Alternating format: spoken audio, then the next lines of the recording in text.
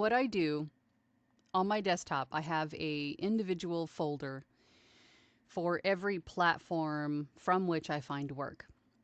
And within that folder, all the clients go in there. That way I have a clump of folders on my desktop and it's not, files everywhere. So I can easily go to the ACX folder. I can go to the Upwork folder. I could go to the like VO Planet folder. I could go to I have another folder that's just my like offsite clients, right?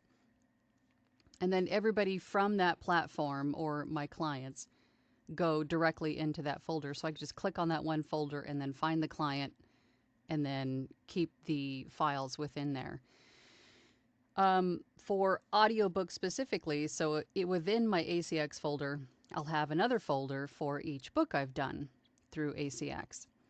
And in terms of what files to keep, I recommend, especially if you're just getting started out, to have a folder where you keep all of your raw files, meaning they are not processed, they're just recorded and they stay raw.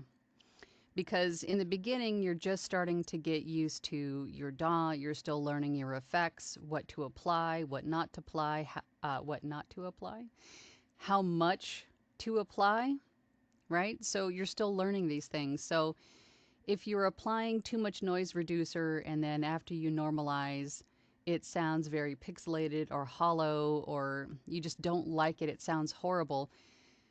If you didn't save that raw file, you're now stuck. If you can't undo all of the steps that you did, you're now stuck with this file that you now have to re-record, right?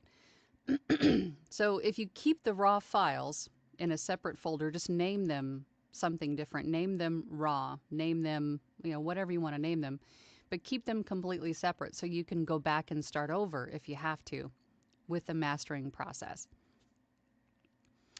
That also helps if the client has a revision request. So that way, if you have the raw files, and let's just say that you pronounced a word wrong within a singular sentence, you could open up a brand new file, re-record that sentence, and then copy and paste it into that raw file, and then reprocess the whole file, right?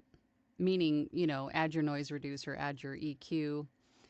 Again, it'll save you from having to try to match up sounds or, processing elements later.